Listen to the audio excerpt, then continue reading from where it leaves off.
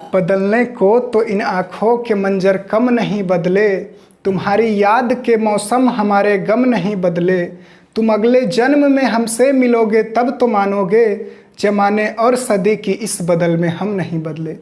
नमस्कार, मैं शुभम कुमार आप सभी का स्वागत करता हूं आपके अपने YouTube चैनल शुभम मैथ्स पे। तो कैसे हो आप लोग? मेरा बड़ी दिन से मन कर रहा था कि मैं ज्योमेट्री स्टार्ट करूं, तो आज हम ज्योमेट्री की सीट स्टार्ट करने वाले हैं। हम ज्योमेट्री में टाइप्स ऑफ एंगल, ट्रायंगल और कुछ थ्योरम पे बात करने वाले हैं जो आगे आने वाले क्वेश्चन में आपको काम आएंगे। तो चलिए हम ज्योमेट्री के स्टार्ट करते हैं। एक चीज़ और भाई, अगर आपको मेरी वीडियो पसंद आती है तो अगर आप मेरे लिए भी कुछ करना चाहते हैं तो चैनल को सब्सक्राइब कर लें और वीडियो को लाइक करें। धन्यवाद। चलिए तो ज्योमेट्री हम स्टार्ट करते हैं। हमारा ज्योमेट्री में टॉपिक लिखिएगा, सबसे पहला टर्म जो आता है वो होता है एंगल। सबसे पहला टर्म क्या है? एंगल। अब पूछेगा कि एंगल किसको बोलेंगे? तो जब दो लाइन एक दूसरे पे मिलती है तो उससे जो झुकाव यानी कर्व पैदा होता है उसको हम एंगल कहते हैं। अंग्रेजी में बोले तो if two lines are meet together in a point that curve are called angle. ठीक है, चलिए तो हम एंगल को डिनोट कैसे करते हैं? अगर मैंने ये एक लाइन OB लिख लिया और एक लाइन AO हो गया तो ये जो होगा हमारा ये एंगल होगा। मैंने इस एंगल को थीटा से डिनोट किया। अगर आपको एंगल को लिखना है तो कैसे लिखेंगे? लिखेंगे एंगल AOB, यानी मैं अगर थीटा एंगल की बात कर रहा हूं तो एंगल AOB लिखाएगा। ठीक है, तो एंगल आपको समझ में आ गया। दूसरा चीज हमारा होता है इंटरनल एंगल बाइसेक्टर और एक्सटर्नल एंगल बाइसेक्टर। चलिए ध्यान दीजिएगा, दूसरा चीज है इंटरनल एंगल बाइसेक्टर और एक्सटर्नल एंगल बाइसेक्टर। अब ये क्या होता है तो ध्यान दीजिएगा, अगर मैं यहाँ एक एंगल AOB लिख लेता हूँ, अगर ये एंगल थीटा है तो इसका इंटरनल एंगल बाइसेक्टर और एक्सटर्नल एंगल बाइसेक्टर क्या होगा? तो सबसे पहले ध्यान दीजिएगा, एंगल AOB का अगर हम बाइसेक्ट करेंगे तो ये हमारा इंटरनल एंगल बाइसेक्टर होगा, क्योंकि ये अंदर वाला कोण है, आंतरिक कोण समद्विभाजक होगा। तो अगर ये पूरा 2 थीटा है तो ये हो जाएगा थीटा और ये हो जाएगा थीटा। ऐसा इसलिए हुआ कि मैंने इस एंगल को बाइसेक्ट कर दिया। ये पूरा 2 थीटा था तो ये थीटा हो जाएगा और ये थीटा हो जाएगा। ये हमारा इंटरनल एंगल बाइसेक्टर हो गया। दूसरा है एक्सटर्नल एंगल बाइसेक्टर। अगर मैं इस OB साइड को इधर आगे तक बढ़ा देता हूं तो ये जो हमारा एंगल होगा वो इस एंगल का एक्सटर्नल एंगल होगा। क्या होगा? इस एंगल का एक्सटर्नल एंगल बाइसेक्टर होगा। किस एंगल का? एंगल AOB का, यानी 2 थीटा का एक्सटर्नल बाइसेक्टर होगा। अगर इस पूरे एंगल को मैं 2 अल्फा मानता हूं और इस एंगल को अगर मैं बाइसेक्ट कर देता हूं तो ये अल्फा हो जाएगा और ये अल्फा हो जाएगा। सही है? क्या होगा? अगर बाहर वाले एंगल यानी एक्सटर्नल एंगल को मैं बाइसेक्ट करता हूं तो आधा आधा हो जाएगा, तो ये भी अल्फा और ये भी अल्फा। ये पूरा एंगल 2 अल्फा, ये पूरा एंगल 2 थीटा, ये भी थीटा थीटा और ये भी अल्फा अल्फा। तो ध्यान दीजिएगा कि यहाँ से हो जाएगा अल्फा प्लस थीटा बराबर 180 डिग्री होगा। अरे एक स्ट्रेट लाइन पे कितना डिग्री का कोण बनता है मैं आगे बताऊंगा। ये स्ट्रेट लाइन है, इस पे हमेशा 180 डिग्री का कोण बनता है। तो अल्फा थीटा यानी 2 अल्फा और 2 थीटा मिलके 180 डिग्री का कोण बनेगा। तो यहाँ से ध्यान दीजिएगा 2 अल्फा प्लस 2 थीटा बराबर 180 डिग्री होगा, तो अल्फा प्लस थीटा बराबर 90 डिग्री हो जाएगा। और यही समझाने का मेरा मकसद था, क्या कि अगर किसी एंगल के इंटरनल एंगल बाइसेक्टर खींचेंगे और उसी एंगल के एक्सटर्नल एंगल बाइसेक्टर खींचेंगे तो दोनों के बीच का जो एंगल होगा अल्फा प्लस थीटा वो हमेशा 90 डिग्री होगा। सही है? चलिए क्या बताए कि अगर किसी एंगल के इंटरनल एंगल बाइसेक्टर और एक्सटर्नल एंगल बाइसेक्टर दोनों खींचेंगे तो उसके बीच का जो एंगल होगा वो हमेशा 90 डिग्री होगा। समझ में आ गया? चलिए अब आगे बढ़ते हैं। अगर इसको नोट करना है तो आप नोट कर लीजिए, ठीक ना? चलिए सेकेंड चीज हमारा है angle, types of angle. Types of angle के बारे में जब भी बात करते हैं तो हमारा सबसे पहला एंगल जो आता है वो होता है acute angle, ACUTE ANGLE, acute angle. Acute angle का अगर हम हिंदी करें तो इसका हिंदी होता है क्या? न्यून कोण। हिंदी क्या होता है इसका? न्यून कोण। सही है यहाँ तक? चलिए, अब न्यून कोण कहते किसको हैं? न्यून कोण का मतलब होता है कि जब कोई एंगल, अगर मैंने इस एंगल को थीटा से डिनोट किया तो थीटा जो होगा 0 डिग्री से तो बड़ा होगा, लेकिन 90 डिग्री से जब छोटा होगा तो इसको हम क्या बोलेंगे? न्यून कोण, यानी एक्यूट एंगल बोलेंगे। ठीक है भाई, एक्यूट एंगल किसको बोलेंगे? वैसा कोण जो 0 डिग्री से तो बड़ा होगा लेकिन 90 डिग्री से छोटा होगा, उसको हम एक्यूट एंगल बोलेंगे। हाँ भाई, कुछ लोग बोलेंगे कि आप बहुत आसान आसान चीज़ें पढ़ा रहे हैं, तो ऐसा नहीं है। मैं आसान आसान चीज़ों से स्टार्ट कर रहा हूँ और आपको मैं ऊपर वाले लेवल तक लेके जाऊँगा। आपको सारे ज्योमेट्री में कोई कन्फ्यूजन नहीं होगा, चाहे किसी भी एग्जाम में कोई क्वेश्चन क्यों ना हो, सारे क्वेश्चन आपको सॉल्व होंगे। ठीक है, चलिए, तो पहला एंगल हमारा हो गया न्यून कोण। दूसरा एंगल होता है भाई राइट एंगल। क्या होता है? Right angle. अब राइट एंगल किसको बोलेंगे? राइट एंगल होता है जब थीटा का वैल्यू 90 डिग्री हो जाता है, यानी अगर मैं इस एंगल का मान थीटा लिखूं तो राइट एंगल क्या होगा? जब थीटा बराबर हो जाएगा 90 डिग्री के। समझ में आया? राइट एंगल किसको बोलेंगे? जब कोई एंगल में थीटा का वैल्यू 90 डिग्री रहे तो उसको हम राइट एंगल बोलेंगे। राइट एंगल का हिंदी होता है समकोण। राइट एंगल का हिंदी समकोण। सही है, राइट एंगल को हम समकोण बोलते हैं। तो पहला एक्यूट एंगल, दूसरा राइट एंगल, तीसरा हमारा होता है ऑब्ट्यूस एंगल। तीसरा क्या होता है? Obtuse angle. अब ऑब्ट्यूस एंगल किसको बोलेंगे? ये होता है अधिक कोण। अधिक कोण का सेंस क्या हुआ भाई? अधिक कोण हम वैसे कोण को बोलेंगे जिस कोण का मान 90 डिग्री से तो बड़ा बट 180 से छोटा होगा।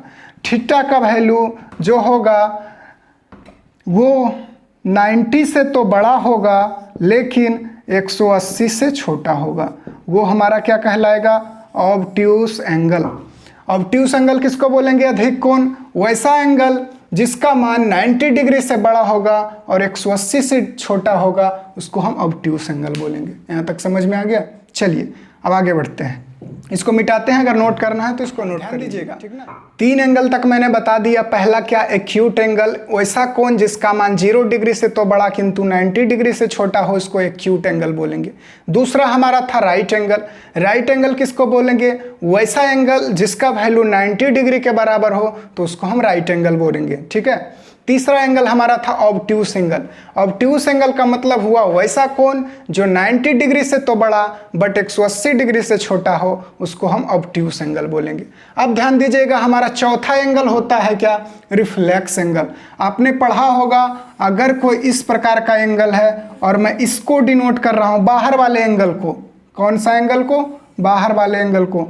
अगर ये O है, ये B है और ये A है, AOB का मतलब ये एंगल, लेकिन मैं इसके अगर बाहर वाली एंगल का बात करूंगा तो ये एंगल हमारा हो जाएगा क्या? Reflex angle. क्या हो जाएगा? Reflex angle.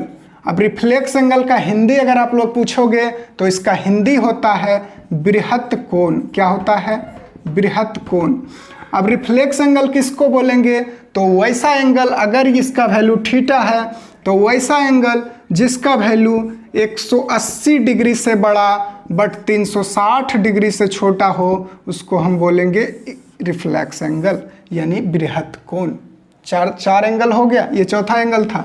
Acute angle, right angle, obtuse angle, reflex angle, और हमारा पांचवा एंगल होता है स्ट्रेट एंगल। क्या होता है? Straight angle. स्ट्रेट एंगल होता है, इसको हम लाइन एंगल भी बोलते हैं। क्या बोलते हैं? Line angle. क्या बोलेंगे? Line angle. इसका हिंदी होता है भाई रैखिक कोण या रेखीय कोण, कुछ भी बोल सकते हैं, रैखिक कोण। अब रैखिक कोण क्या होता है? स्ट्रेट एंगल क्या होता है? तो जब भी एक स्ट्रेट लाइन पे जो भी कहीं किसी पॉइंट पे जो एंगल बनता है वो 180 डिग्री का एंगल बनता है, और इसी को हम स्ट्रेट एंगल या लाइन एंगल बोलते हैं। बात समझ में आया? क्या बोलते हैं? स्ट्रेट एंगल और लाइन एंगल। किसको बोलेंगे? Straight angle, line angle. तो वैसा एंगल जो एक स्ट्रेट लाइन के किसी भी बिंदु पर जो एंगल बनता है उसको हम स्ट्रेट एंगल या लाइन एंगल बोलेंगे। ठीक है, चलिए, तो 5 एंगल तक आपका हो गया। एक और एंगल होता है हमारा कंप्लीट एंगल। क्या होता है? Complete angle. कंप्लीट एंगल इसको बोलते हैं हिंदी में पूर्ण कोण। कंप्लीट से आपको पता चल रहा होगा ये पूर्ण कोण ही होगा।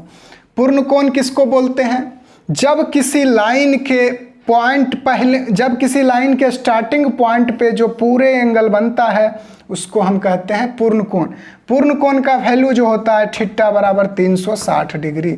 यानी अगर उसके चारों तरफ का एंगल हम जोड़ देंगे, यानी किसी पॉइंट पे जो एंगल बनता है उसको हम पूर्ण कोण कहते हैं। तो मैंने आपको क्या क्या बता दिया?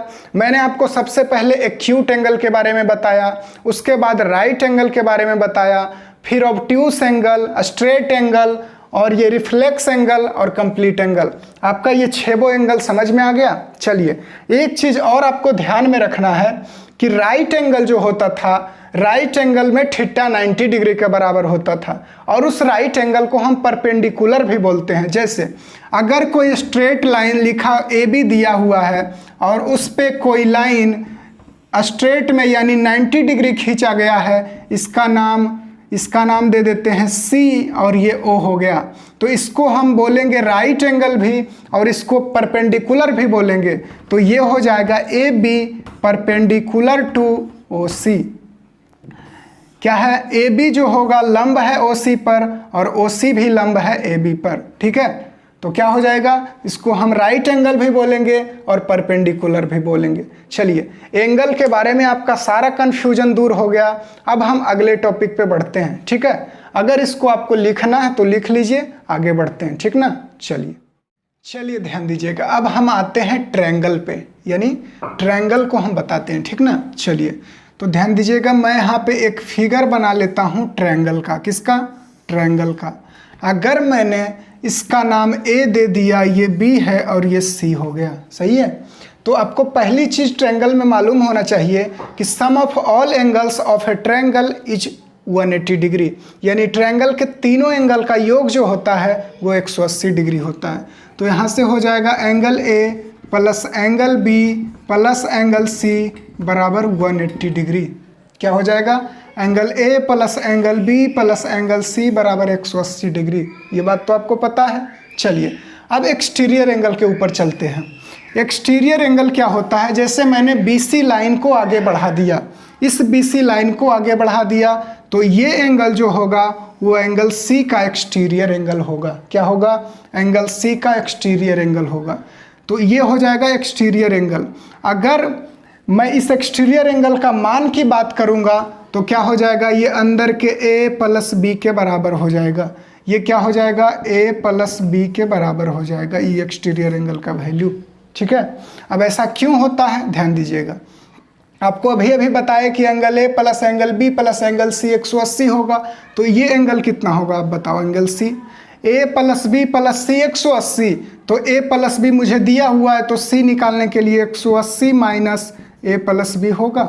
इस एंगल को हम 180 माइनस A प्लस B बोल सकते हैं। चलिए, और ये तो एक स्ट्रेट लाइन है। स्ट्रेट लाइन में भी बताए थे कि 180 डिग्री का कोण होता है। तो ये 180 माइनस A प्लस B, और ये इसको अगर A प्लस B लिख देंगे तो ये 180 हो जाएगा। दोनों मिला के A प्लस B से A प्लस B कट जाएगा और 180 बच जाएगा। तो ये एंगल हमारा कितना हो जाएगा? ये हो जाएगा A प्लस B। यानी एक्सटीरियर एंगल का जो वैल्यू होगा वो अंदर के दोनों इंटीरियर एंगल के सम के बराबर होगा। ठीक है, अच्छा, अगर मैंने इस लाइन को आगे बढ़ा दिया तो ये हमारा B का एक्सटीरियर हो जाएगा और इसका वैल्यू जो होगा A प्लस C के बराबर होगा। Angle A plus angle C के बराबर होगा। उसी तरह से मैं किसी भी साइड को बढ़ा के एक्सटीरियर एंगल का वैल्यू अंदर के दोनों इंटीरियर एंगल के वैल्यू के बराबर होता है।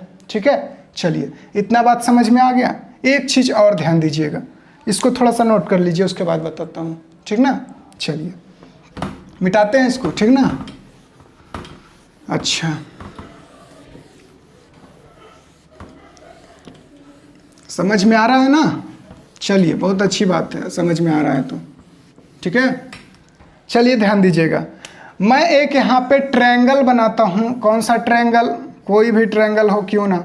इसका नाम मैं ए दे दिया, इसका नाम बी हो गया और इसका नाम सी हो गया, ठीक है।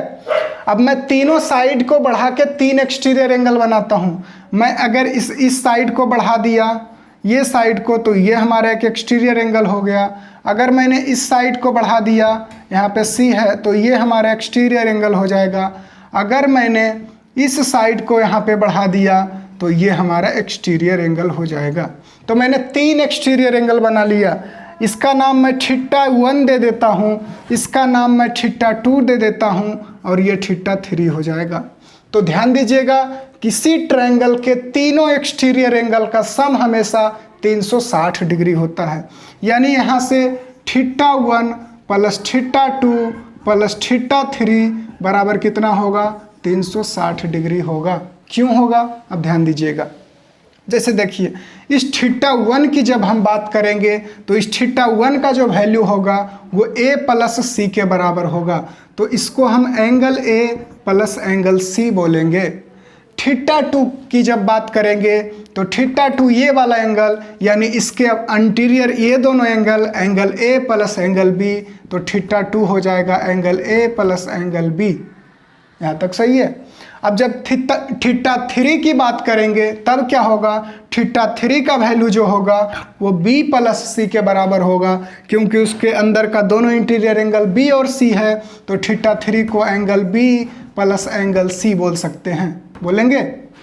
चलिए, तो θ1 angle a plus angle c, θ2 angle a plus angle b और θ3 angle b plus angle c। सही है यहाँ तक? अच्छा, अब ध्यान दीजिएगा, angle a angle 2 go angle a हो गया, 2 गो एंगल b हो गया और 2 गो एंगल c हो गया। तो मैं 2 कॉमन ले लूँगा, angle a plus angle b plus angle c, ये हो जाएगा। 2 अगर कॉमन ले लूँगा तो angle a plus angle b plus angle c बच जाएगा। और आपको पता है कि ट्रायंगल के तीनों एंगल का सम कितना होता है? 180 डिग्री। तो 180 में 2 से मल्टीप्लाई करेंगे तो ये 360 के बराबर हो जाएगा। तो आपको इतना बात समझ में आ गया कि किसी भी ट्रायंगल के तीनों एक्सटीरियर एंगल का सम जो होगा ऑलवेज 360 होगा। सही है? कोई दिक्कत? चलिए अब आगे बात करते हैं ट्रायंगल के टाइप्स की। तब तक इसको अगर छापना है तो छापिए, आगे बढ़ते हैं, ठीक ना।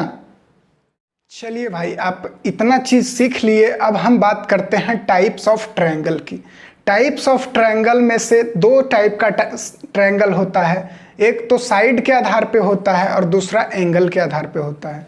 तो साइड के आधार पर भी ट्रायंगल 3 होता है: समबाहु त्रिभुज, समद्विबाहु त्रिभुज और विषमबाहु त्रिभुज। एंगल के आधार पर ट्रायंगल 3 होता है: acute angle triangle, right angle triangle और ऑब्ट्यूस एंगल ट्रायंगल। तो सबसे पहले हम साइड की बात करते हैं। तो साइड में सबसे पहला ट्रायंगल जो होता है इक्विलैटरल ट्रायंगल। इक्विलैटरल ट्रायंगल का हिंदी होता है समबाहु त्रिभुज। अब आप बताइए कि समबाहु त्रिभुज कहते किसको हैं? तो मैंने यहाँ अगर एक त्रिभुज बना दिया, इसका नाम अगर ए, बी और सी दे दिया, तो इसमें क्या लिखेंगे?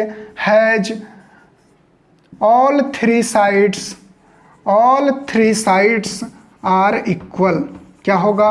ऑल 3 साइड्स आर इक्वल, यानी समबाहु त्रिभुज में जो होगा तीनों साइड इक्वल होगा। और एक चीज़ आपको पता होगा कि समान भुजा के सम्मुख कोण बराबर होते हैं। यानी बराबर अगर लेंथ में इसका भुजा है तो इसके सामने का ये कोण, इसके सामने का ये कोण और इसके सामने का ये कोण, तीनों एंगल भी बराबर होगा। क्या होगा? तीनों एंगल भी बराबर होगा। तो समबाहु त्रिभुज में क्या क्या होगा?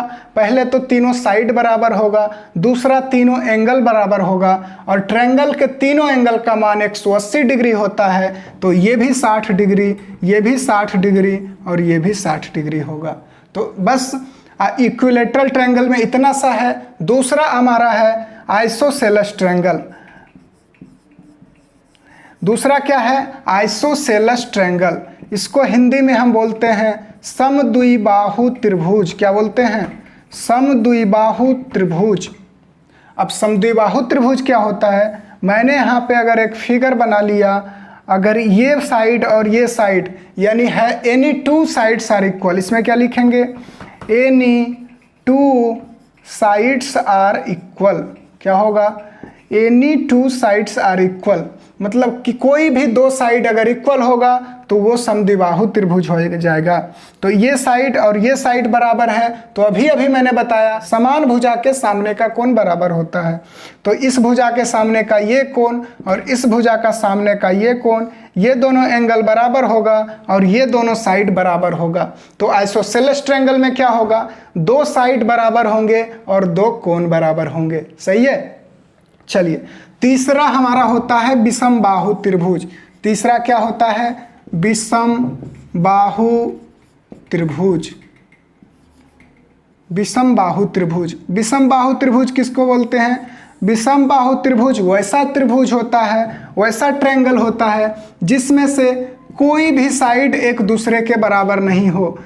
No any side are equal, क्या होगा, no any sides are equal. सही है। इसमें कोई भी साइड एक दूसरे के बराबर नहीं होगा, उसको हम विषमबाहु बोलेंगे। पहला इक्विलेटरल, जिसमें से तीनों साइड बराबर होगा और तीनों एंगल 60-60-60 होगा। दूसरा आइसोसेलेस यानी समद्विबाहु त्रिभुज, इसमें क्या होगा, दो एंगल बराबर होगा और दो साइड भी बराबर होगा। तीसरा हमारा है विषमबाहु त्रिभुज, इसमें क्या होगा, इसमें कोई भी एंगल बराबर या कोई भी साइड बराबर नहीं होगा। ठीक है। चलिए, तो साइड के आधार पर ट्रायंगल आपने 3 होता है सीख लिया। अब हम एंगल के आधार पर ट्रायंगल बताएंगे। अगर इसको नोट करना है तो आप नोट कर लीजिए। ठीक है। चलिए ध्यान दीजिएगा, अब हम ट्रायंगल की बात एंगल के आधार पे करते हैं। बाई एंगल, क्या, बाई एंगल मतलब कोण के आधार पर ट्रायंगल कितने प्रकार का होता है। तो मैंने बताया कि कोण के आधार पर भी ट्रायंगल 3 प्रकार का होता है। पहला एक्यूट एंगल ट्रायंगल, दूसरा राइट एंगल ट्रायंगल और तीसरा ऑब्ट्यूस एंगल ट्रायंगल।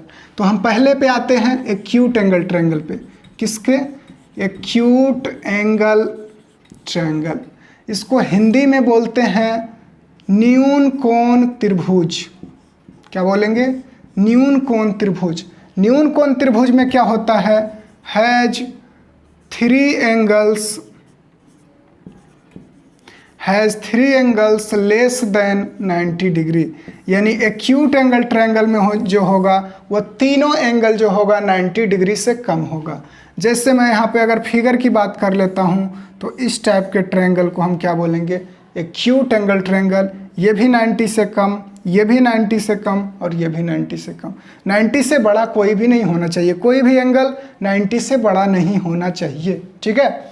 चलिए, अब दूसरा हमारा होता है राइट एंगल ट्रायंगल। क्या होता है, राइट एंगल ट्रायंगल, इसको हिंदी में हम बोलते हैं समकोण त्रिभुज। क्या बोलेंगे, समकोण त्रिभुज।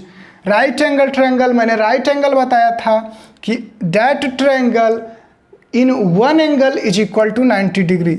अगर इस तरह का ट्रायंगल रहेगा जिसका कोई भी एक कोण 90 डिग्री हो तो उसको हम राइट एंगल ट्रायंगल बोलेंगे। तो लिखेंगे any one angle is 90 degree. अगर किसी ट्रायंगल में कोई एक कोण, 3 में से कोई एक कोण अगर 90 डिग्री रहेगा तो वो हमारा राइट एंगल ट्रायंगल यानी समकोण त्रिभुज कहलाएगा। ठीक है। चलिए, तीसरा हमारा है ऑब्ट्यूस एंगल ट्रायंगल। क्या है, ऑब्ट्यूस एंगल ट्रायंगल, इसको हिंदी में हम बोलते हैं अधिक कोण त्रिभुज। क्या बोलेंगे, अधिक कोण त्रिभुज। अब अधिक कोण त्रिभुज क्या होता है, यानी लिखेंगे इसको any angle greater than 90 degree. क्या होगा, 90 डिग्री से बड़ा होगा। क्या होगा, 90 डिग्री से बड़ा होगा। ठीक है। चलो, तो कोई भी एंगल, अगर कोई एक एंगल 90 डिग्री से बड़ा होगा तो उसको हम अधिक कोण बोलेंगे। जैसे अगर ये ट्रायंगल हो गया तो ये एंगल अगर 90 से बड़ा हो जाएगा, तो कोई एक एंगल अगर 90 से बड़ा है तो उसको ऑब्ट्यूस एंगल ट्रायंगल या अधिक कोण त्रिभुज कहेंगे। साइड के आधार पर तीन ट्रायंगल, समबाहु, समद्विबाहु और विषमबाहु एंगल के आधार पर 3 triangle, acute angle triangle, right angle triangle और ऑब्ट्यूस एंगल ट्रायंगल। ट्रायंगल के बारे में आपको कोई कंफ्यूजन नहीं होगा। चलिए अब हम एक थ्योरम बताते हैं, उस थ्योरम को आपको अच्छे से दिमाग में रखना है क्योंकि थ्योरम बड़ा क्रिटिकल है, समझना पड़ेगा उसको, ठीक ना। इसको उतारना है तो उतार लीजिए, थ्योरम पे चलते हैं, ठीक है। चलिए अब एक थ्योरम ध्यान दीजिएगा। थ्योरम क्या है देखिएगा, मैं आपके सामने एक ट्रायंगल बनाता हूँ। क्या है, मैंने आपके सामने एक ट्रायंगल बना दिया, इसका नाम ए हुआ, इसका नाम बी और इसका नाम सी। सही है यहाँ तक? अच्छा, अब हम इस सी को आगे बढ़ा लेते हैं। सी को क्या करते हैं? आगे बढ़ा लेते हैं। दूसरी चीज़, तो ये हमारा जो हो जाएगा एंगल, ये हमारा हो जाएगा एक्सटर्नल एंगल। सी ये जो एंगल होगा, अगर इसका नाम मैं डी लिख देता हूँ तो एंगल ए सी डी जो होगा इस ट्रायंगल का एक्सटर्नल एंगल यानी सी का एक्सटर्नल एंगल होगा। सही है। चलिए अब हम क्या करते हैं, इस इंटरनल एंगल को बाइसेक्ट करते हैं। इसको क्या करते हैं? बाइसेक्ट करते हैं। एंगल बी को बाइसेक्ट करते हैं, अंदर वाले एंगल को। और क्या करते हैं, इस एंगल सी को बाइसेक्ट करते हैं, यानी एक्सटर्नल एंगल सी को भी बाइसेक्ट करते हैं। ठीक है। और दोनों जहाँ जाके मिलता है वो एंगल कितना डिग्री होगा? अगर ये एंगल ए है तो ये हमेशा एंगल ए बाई 2 के बराबर होगा। सही है। क्या होगा? ये एंगल हमेशा एंगल ए बाई 2 के बराबर होगा। अब क्यों होगा तो ध्यान दीजिएगा। सबसे पहले ये एंगल सी है, ये एंगल कितना है? ये एंगल सी है। मैं इस एंगल की बात कर रहा हूँ, ये एंगल कितना है? ये एंगल सी है। सही है। चलिए अब बताइए कि ये एक स्ट्रेट लाइन और इस पे ये एंगल सी, तो ई पूरा कितना हो जाएगा? 180 माइनस सी। क्या होगा? 180 माइनस सी डिग्री।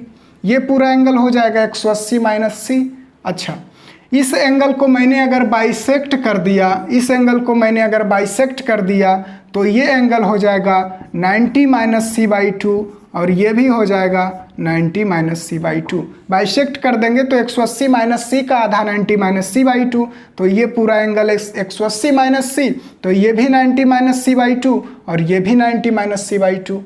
सही है। चलिए अब ध्यान दीजिएगा, बहुत ही आसान चीज़ है, बस आपको समझना चाहिए। ठीक ना। अब ध्यान दीजिएगा। अब अगर एंगल में ये एंगल, इसको नाम मैं ओ लिख देता हूँ। क्या लिख देता हूँ? ओ। अगर मैं एंगल बी ओ सी की बात करता हूँ, यानी उस एंगल की बात करता हूँ, तो उसका वैल्यू कितना होगा? ध्यान दीजिएगा। अगर ये ट्रायंगल है, मैं ट्रायंगल इसकी बात कर रहा हूँ, triangle B O C, in triangle B O C, B O C का मतलब बी ओ सी, आपको सिर्फ यही ट्रायंगल नज़र में आना चाहिए। कौन सा ट्रायंगल? बी ओ सी, बी ओ सी, बी ओ सी। आपको नज़र आ रहा है ये ट्रायंगल? चलिए अब ध्यान दीजिएगा। मैंने बताया कि किसी भी ट्रायंगल का जो बाहर वाला एक्सटीरियर एंगल होता है वो अंदर के दोनों इंटीरियर एंगल के बराबर होता है। अगर पूरे ये एंगल बी है तो इसका मैंने बाइसेक्ट किया तो ये भी बी बाई 2 और ये भी बी बाई 2 होगा। चलिए अब ध्यान दीजिएगा, ये हो जाएगा 90 माइनस सी बाई 2। ये हमारा इस ट्रायंगल का, जिस ट्रायंगल की मैं बात कर रहा हूँ, ट्रायंगल बी ओ सी की, इस ट्रायंगल का एक्सटर्नल एंगल नहीं हो जाएगा? तो इसके बराबर b by 2 plus angle o नहीं हो जाएगा? Angle b O c plus angle b by 2 बराबर कितना हो जाएगा? 90 minus c by 2।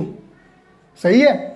Angle b O c plus b by 2 बराबर 90 माइनस सी बाई 2 होगा। ध्यान दीजिएगा, ये एक्सटर्नल एंगल है, तो एक्सटर्नल एंगल जो होगा इन दोनों एंगल के सम के बराबर होगा।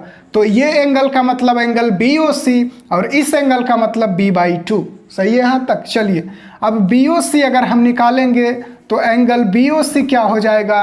90 माइनस सी बाई 2 और ये बी बाई 2 उधर जाके माइनस हो जाएगा तो minus b by 2।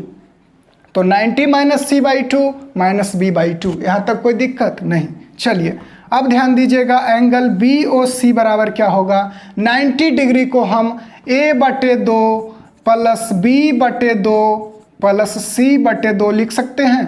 Triangle A B C एक ट्रायंगल है, इस तीनों कोण का मान 180 होगा, तो तीनों का आधा कर देंगे तो 90 होगा। तो इस 90 को हम a by 2 plus b by 2 plus c by 2 भी लिख सकते हैं। यहाँ तक कोई दिक्कत नहीं। उसके बाद दिया हुआ है -c/2 -b/2, सही है। अब ध्यान दीजिएगा, c/2 से c/2 कैंसिल हो जाएगा, b/2 से b/2 कैंसिल हो जाएगा, तो एंगल BOC जो हमारा हो जाएगा a/2 हो जाएगा। यानी यही मेरा समझाने का मकसद था कि अगर किसी ट्रायंगल के एक एंगल के बाहर के एंगल को बाइसेक्ट करेंगे और अंदर के एंगल को बाइसेक्ट करेंगे, तो वो जिस पॉइंट पे मिलेगा उस एंगल का मान इस ट्रायंगल के ए के आधा के बराबर होगा। समझ में आ गया मेरी बात?